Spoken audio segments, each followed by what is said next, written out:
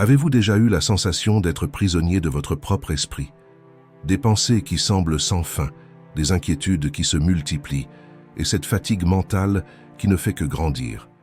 C'est comme si notre esprit avait pris le contrôle, nous ballottant d'un côté à l'autre sans répit. Mais si je vous disais qu'il existe une échappatoire, que, grâce à la sagesse d'anciens enseignements, nous pouvons trouver des moyens simples et puissants pour calmer cette tempête et trouver la paix que vous méritez tant. Aujourd'hui, je vais vous présenter 9 stratégies inspirées des enseignements stoïciens pour transformer votre esprit en un lieu de tranquillité. Si vous êtes prêts pour cela, venez avec moi. Acceptation radicale, la clé de la paix intérieure. L'un des enseignements les plus puissants est d'apprendre à accepter la réalité telle qu'elle est. Combien de fois dépensons-nous de l'énergie à lutter contre des choses qui ne sont pas sous notre contrôle? L'acceptation radicale est en réalité une compétence qui aide à reconnaître ceci. Tout n'est pas entre nos mains. Et lorsque nous cessons de résister à ce que nous ne pouvons pas changer, nous trouvons une véritable force, celle qui nous libère de la souffrance inutile. Pensez à ce qui se passe lorsqu'une amitié prend fin, par exemple. Peut-être que vous avez tout fait pour arranger les choses, mais à la fin, le lien se rompt. Il est tout à fait normal de ressentir de la tristesse ou même de la colère. Mais lorsque vous vous accrochez à l'idée que les choses auraient dû être différentes, ce sentiment ne fait que prolonger la souffrance. Accepter que la personne ait pris un autre chemin ne signifie pas que vous n'en avez rien à faire, mais que vous comprenez que vous avez fait tout ce que vous pouviez et qu'il est maintenant temps d'avancer. C'est le premier pas vers votre propre guérison. Accepter la réalité ne signifie pas tout laisser au hasard ou rester immobile en regardant la vie passer. Au contraire, cela signifie se concentrer sur ce qui est à votre portée, vos émotions, vos réactions et ce que vous faites de la situation. On ne peut pas forcer quelqu'un à rester dans notre vie, tout comme on ne peut pas forcer certaines situations ou certains sentiments, mais vous pouvez apprendre de ce que vous avez vécu et grandir grâce à chaque expérience. Lorsque nous cessons de lutter contre ce qui est hors de notre contrôle, nous trouvons une paix qui va au-delà des circonstances. Permettez-vous d'accepter la situation telle qu'elle est. Essayez de vous répéter « J'accepte que les choses soient ainsi maintenant et je suis capable de gérer cela ». Ce simple geste brise le cycle de résistance et ouvre la voie à la sérénité. Quand vous pratiquez l'acceptation, vous libérez le poids de vouloir tout contrôler autour de vous. Cela vous permet de vivre avec plus de légèreté et de vous concentrer sur ce qui compte vraiment, vos choix et vos attitudes. Comme le disait le théologien Rumi, « Hier j'étais intelligent, alors je voulais changer le monde. Aujourd'hui je suis sage, alors je me change moi-même. » Soyez dans le présent, le pouvoir de maintenant. Vous savez, l'esprit adore voyager dans le temps. Il saute dans le passé, ramenant ses regrets qui devraient être enterrés depuis longtemps, ou il se projette dans l'avenir, souffrant pour des problèmes qui n'ont même pas encore eu lieu. Et c'est ainsi que nous finissons par perdre le présent, le seul moment qui est vraiment entre nos mains. La pleine conscience vient briser ce cycle, nous invitant à nous concentrer sur l'instant présent. Quand nous sommes présents, une paix bien méritée émerge, car nous laissons de côté ce que nous ne pouvons pas contrôler, hier et demain. Jean-Paul Sartre disait quelque chose de très intéressant. Le passé ne nous appartient plus, et l'avenir n'est pas encore arrivé. Tout ce que nous avons, c'est l'instant. Quand nous nous accrochons à cette idée, nous réalisons que vivre le présent est, d'une certaine manière, un acte de liberté. La pleine conscience nous donne cette liberté au milieu du chaos des pensées, et ainsi, nous retrouvons le contrôle de nos émotions et de nos réactions. Pratiquer la pleine conscience, ce n'est pas seulement prêter attention, mais se connecter vraiment à chaque moment tel qu'il est. Imaginez que vous sortez dîner avec des amis. Mais au lieu d'écouter vraiment la conversation et de profiter de leur compagnie, votre esprit commence à vagabonder. Vous vous surprenez à penser à un problème de travail ou à vous souvenir de quelque chose qui s'est passé il y a des mois. Sans vous en rendre compte, vous vous êtes éloigné du moment présent, et bien que votre corps soit là, votre esprit est déjà ailleurs. Quand cela se produit, prenez une grande respiration et ramenez votre attention. Revenez à écouter vos amis, à la conversation, à l'ambiance. Profitez de cet instant, car c'est là que la vie se passe réellement. Au début, Cela peut sembler difficile de ramener l'esprit quand il se perd dans les pensées, mais plus vous pratiquez, plus cela devient facile. Un bon moyen de commencer, c'est de consacrer quelques minutes le matin à respirer profondément. Asseyez-vous en silence, respirez lentement et sentez l'air entrer et sortir de votre corps. Ce simple rituel aide à réinitialiser l'esprit et vous prépare à vivre le reste de la journée avec présence. Avec le temps, en pratiquant la pleine conscience, vous gagnez plus de contrôle sur vos pensées et apprenez à profiter bien plus de tout ce qui est devant vous. Avant de continuer, laissez-moi vous poser une question. Ce contenu fait-il une différence pour vous? Si oui, laissez un like, abonnez-vous à la chaîne et activez les notifications pour recevoir notre prochaine vidéo. Pratiquez le détachement émotionnel. L'amour en équilibre. Pratiquer le détachement émotionnel est l'une des leçons les plus libératrices du stoïcisme et de la vie. Il ne s'agit pas de cesser d'aimer ou de valoriser, mais d'apprendre à aimer avec sagesse, sans dépendre des personnes, des situations ou des choses pour trouver la paix et le bonheur. Cette conquête intérieure nous apporte l'équilibre, nous permettant d'avoir des relations plus saines et ainsi de vivre avec plus de tranquillité. Le détachement nous enseigne que nous ne sommes pas définis par ce que nous possédons ou par les relations que nous entretenons, mais par la manière dont nous choisissons d'y répondre. Cela ne signifie pas que nous devons être froids ou indifférents. Au contraire, il s'agit de reconnaître la valeur de tout ce qui nous entoure et d'apprécier ce que nous avons, mais sans nous accrocher à une idée illusoire de permanence. Tout est temporaire, et la souffrance surgit lorsque nous insistons pour que les choses demeurent toujours comme elles sont. Lorsque nous nous attachons à des personnes ou à des objets, nous nous blessons, car nous créons une fausse sensation de contrôle. Nous voulons que les choses durent éternellement, et ainsi nous finissons par devenir émotionnellement dépendants. Cela nous rend anxieux et nous fait craindre de perdre, ce qui peut être très éprouvant. Lorsque quelque chose change inévitablement, nous ressentons comme si une partie de nous-mêmes était perdue. Le détachement nous libère de cette anxiété, nous apprenant à accepter la nature transitoire de la vie. Ce concept nous guide pour nous lier de manière profonde, sans pour autant permettre que notre bonheur dépende exclusivement de choses externes. Il ne s'agit pas d'être indifférent, mais plutôt de créer un équilibre. Pratiquer cela dans nos vies ne nécessite pas de changements radicaux. Ce sont les petites attitudes qui peuvent apporter de grandes transformations. Voici quelques étapes simples pour aider à cultiver le détachement émotionnel. Valorisez ce que vous avez, mais ne fondez pas tout votre bonheur là-dessus. Pensez par exemple à un livre que vous aimez beaucoup. Vous pouvez le lire, réfléchir et apprendre de lui. Mais si pour une raison quelconque vous ne pouvez plus le posséder, cela ne devrait pas affecter votre bien-être. L'expérience et l'apprentissage sont ce qui compte vraiment et cela restera toujours avec vous. Aimez et appréciez ce que vous avez, mais sans l'illusion que ces choses dureront pour toujours. Profitez du présent et vivez chaque instant pleinement, sans vous soucier de l'avenir. Cela ne diminue pas la valeur des choses ou des personnes, mais nous permet de vivre sans le poids de la préoccupation de perdre. Aimez profondément, mais sans possession. L'amour n'a pas besoin de dépendre de la permanence pour exister ou être ressenti. Souvenez-vous des paroles de Bouddha. La racine de la souffrance est l'attachement.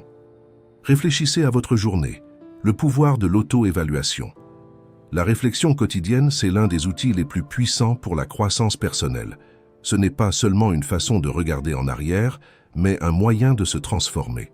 En prenant quelques minutes à la fin de la journée pour évaluer vos actions, vous vous donnez l'opportunité de corriger vos comportements, de célébrer de petites victoires et de vous aligner sur ce qui compte vraiment pour vous. Dans l'agitation du quotidien, il est très facile de se mettre en pilote automatique, répétant les mêmes erreurs et réagissant impulsivement.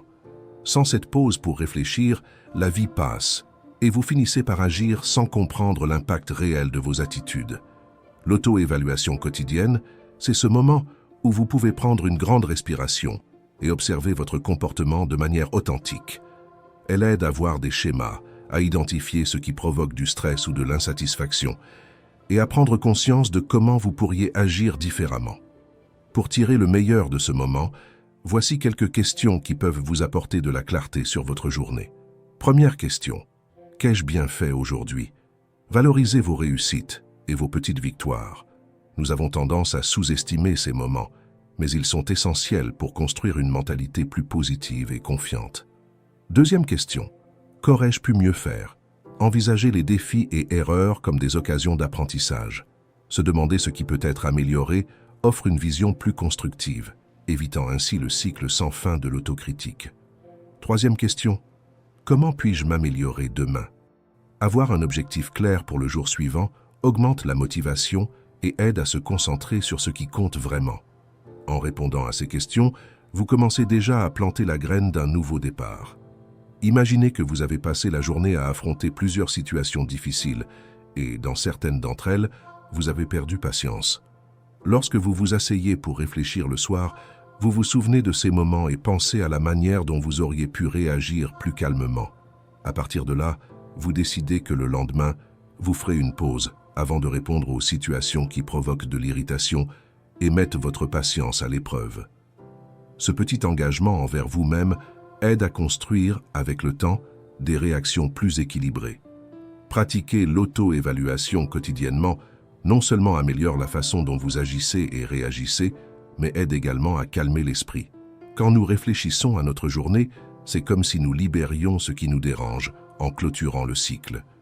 Cela aide à mieux dormir et à se réveiller l'esprit plus léger. Le jour suivant, vous commencez avec plus de clarté et moins de bruit mental, libéré de pensées non résolues. Et si vous vous êtes déjà posé ces questions, partagez votre histoire dans les commentaires. Comment cela a changé votre façon de voir et de gérer la vie? Profitez-en également pour laisser un like et vous abonner à la chaîne. La discipline de la pensée. Apprenez à avoir du contrôle. Le plus grand pouvoir que vous possédez n'est pas de contrôler ce qui se passe autour de vous, mais de choisir comment y réagir. Combien de fois quelque chose s'est mal passé et vous vous êtes immédiatement dit « Pourquoi cela m'arrive-t-il toujours ?» Ces pensées surgissent rapidement et avant même que vous ne vous en rendiez compte, elles vous ont déjà envahi. Mais, et si vous pouviez simplement observer ces pensées, les questionner et les transformer? Vous auriez le contrôle. Ce n'est pas ce qui se passe qui compte, mais ce que vous faites avec ce qui se passe. Imaginez une situation. Vous êtes en réunion au travail et vous présentez une idée. Soudain, des pensées commencent à apparaître. Ils pensent que je suis incompétent ou je ne présenterai plus jamais rien. Mais si vous parvenez à prendre un peu de recul et à observer ces pensées comme un spectateur, vous vous rendrez compte qu'elles ne sont que des réactions automatiques. Au lieu de les laisser dominer, demandez-vous, est-ce vraiment vrai? Peut-être que votre supérieur cherche simplement des améliorations. Souvent, cette pause aide à désamorcer les pensées impulsives et vous permet de voir la situation avec plus de clarté. Pensez à une autre situation. Vous êtes en couple et votre partenaire oublie de mentionner quelque chose que vous aviez convenu. À ce moment-là, votre esprit commence déjà à fonctionner. Elle ne se soucie pas ou il ne tient pas compte de ce que je ressens. Mais, et si vous pouviez reformuler ces pensées? Au lieu de vous y attacher, pourquoi ne pas penser « peut-être qu'il n'a pas réalisé à quel point c'était important pour moi » ou « peut-être devrais-je être plus clair sur ce que j'attends ». Reformuler ne signifie pas nier ce qui s'est passé, mais aborder la situation avec moins de ressentiment et plus d'ouverture à la résolution. Cette pratique d'observation et de reformulation est une habitude qui se construit peu à peu.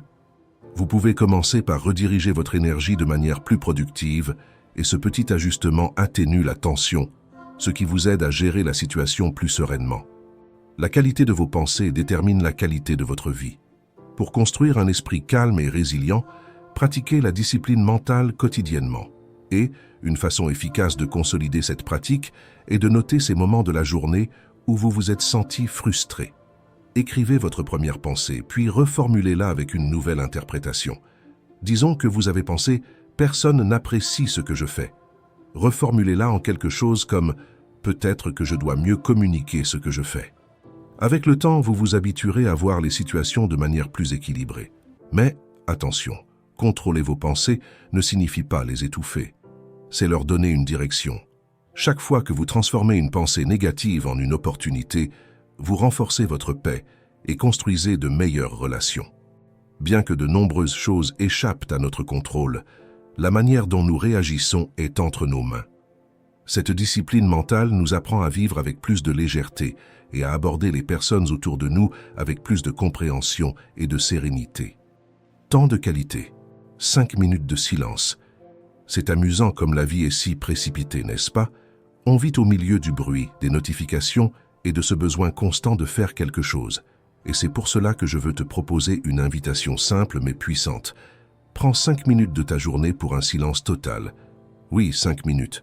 Cela peut paraître peu, mais crois-moi, c'est largement suffisant pour te reconnecter avec ce qui compte vraiment. As-tu remarqué comme nous sommes toujours si occupés que nous oublions tout simplement de nous arrêter? Ces 5 minutes de silence, elles sont pour toi.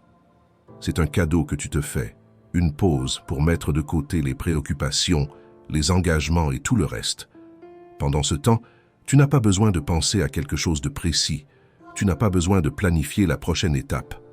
Respire simplement. Et, la première fois, cela peut même sembler étrange. L'esprit peut essayer de remplir l'espace avec 1000 pensées. Mais fais-le, et tu seras surpris par l'effet de ce silence. Le silence, c'est ce moment où les choses commencent à s'éclaircir. Tu sais, cette idée que tu essayais de comprendre, il se peut que dans le calme elle apparaisse, mais d'une manière plus légère, comme si elle attendait juste cet espace pour se manifester. Et si rien ne surgit, c'est parfait aussi. L'absence de toute chose est ce qui rend ces minutes spéciales.